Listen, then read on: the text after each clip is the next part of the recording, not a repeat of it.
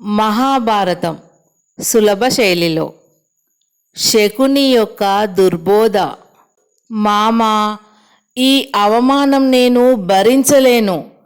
అతిథినై పాండవుల రాజ్యానికి వెళ్ళిన నన్ను ఆ బందకి పంచభద్రుక పరిహసిస్తూ ఖండకావరంతో కొవ్వు పట్టి చెలికత్తెలతో పాటు తాను కూడా నవ్వింది. దీనికి ప్రతీకారం తీర్చుకోలేనిదే నేను నిద్రించను.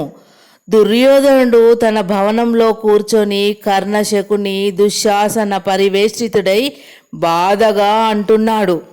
మిత్రమా, ఈ అల్ప విషయానికై ఇంతగా విచారించడం ఎందుకు? పాండవుల వైభవాన్ని మించిపోయేటట్లు నువ్వు కూడా రాజసూయం ప్రారంభించు. అప్పుడు పాంచాలితో పాటు ఆ 5గురిని ఇక్కడికి పిలిపించి మనం కూడా పరాభవించుదాం అన్నాడు కర్ణుడు. కర్ణ అని భవనాంతర్భాగం ప్రతిధ్వనించేటట్లు గర్జించాడు దుర్యోధనుడు. నా అవమానానికి ప్రతీకారం అంత సులభంగా తీరిపోకూడదు.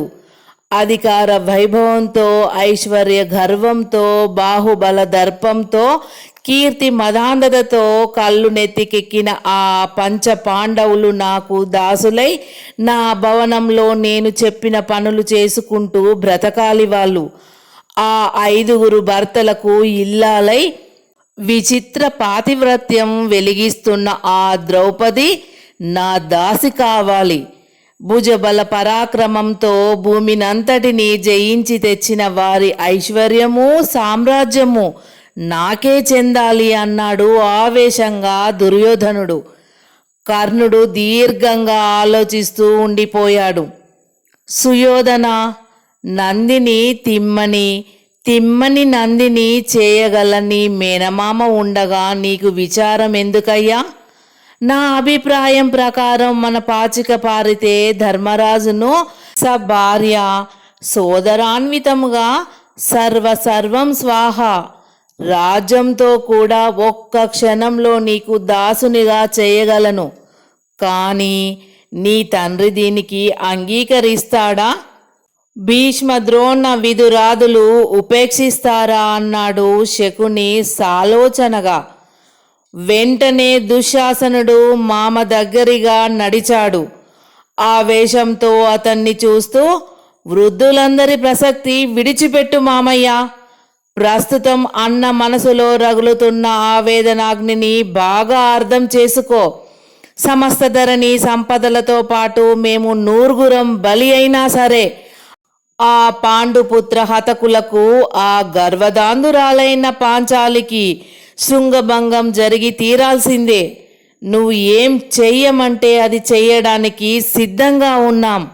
వృధా సందేహాలు విడిచిపెట్టి కార్యసాధనకు ప్రయత్నించు మామయ్య అన్నాడు దుశ్శాసనుడు. అవును మామయ్య, దుశ్శాసనుని మాట లెస్సమాట. ఈ పరాభవానికి ప్రతీకారం తీర్చుకునే విషయంలో మేము ఎవ్వరినీ లక్ష్య పెట్టం. ముందు నీ పథకమేదో వివరించు. పాండవులను, పాంచాలిని ఏ విధంగా నాకు వశం చేయించదలిచావో చెప్పు అన్నాడు దుర్యోధనుడు. కర్ణుడు కూడా శకుని మాటలకు ఉత్తేజితుడై, చెప్పు మామయ్య, నువ్వు సూచించే విధానం ఎంతటి దుష్కరణమైనదైనా సరే నెరవేర్చి నా ప్రాణమిత్రుని రుణం తీర్చుకుంటాను అన్నాడు. దుర్యోధన, ధర్మరాజుకు జూదం అంటే ప్రాణ సమానమైన ఆట. నువ్వు ఏదో సంపదలతో పాటు తమ్ముళ్లను, అతన్ని, ద్రౌపదిని పందెం పెట్టించి సునాయాసనంగా ఓడించి నీ కోరిక తీరుస్తాను. ఏమంటావు అన్నాడు శకుని. వెంటనే దుర్యోధనుడు శకుని చేతులను పట్టుకొని కళ్ళకద్దుకుంటూ, బాగు మామయ్య, నీ మేధాబలం ఎంతైనా కొనియాడదగిందే సుమా. ధర్మరాజును ఏదో విష ఉపాయం పన్ని మా తండ్రి చేత ఇక్కడికి రమ్మని వార్త పంపించేటట్లు చేస్తాను. రాగానే నీ పని నువ్వు సాధించు అన్నాడు పొంగిపోతూ. దుశ్శాసనుడు కూడా శకుని మాటలను బలపరిచాడు.